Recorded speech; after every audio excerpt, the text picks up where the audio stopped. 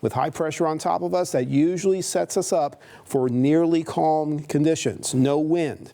And under this setup, with a still very dry air mass, you can get some enhanced cooling under this setup. So that's why I'm anticipating another return of freezing and slightly sub-freezing temperatures for the morning time frame.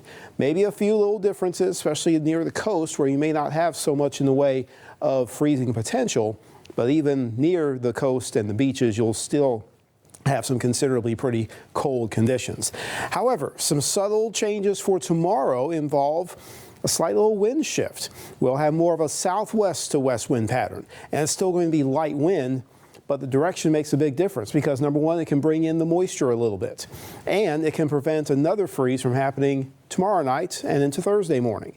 So that's the beginning of a temperature rebound, which tends to stretch for several days. But we have to get through tonight, and that means our forecast lows will still be in the range of mid-30s near the coast, maybe closer to the 40-degree mark if you're in areas like Alligator Point or so.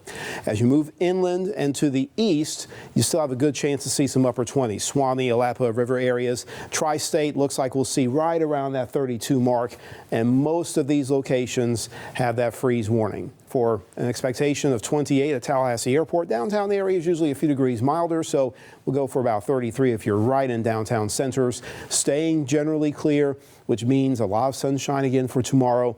And despite the wind shift, it's not going to be all that humid. Takes a few days for that moisture to really flow in. 70 is where we end up, though. West winds, even in a cold setup, can give us a good bit of support for steady warming.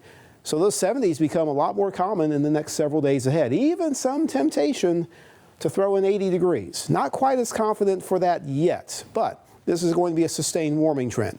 Morning lows with high pressure nearby, not too swift to move out. I still believe we have some decent cooling, so we can see a string of 40s for another several mornings. But the 30s after tonight, they're going to take a pause for a while as there's going to be a little more moisture and day after day of sunshine and few clouds. So that modifies the air, kind of gets rid of that northern Canadian influence and gets us on a milder leaning, especially into early next week. With morning lows, that'll be in the 50s instead.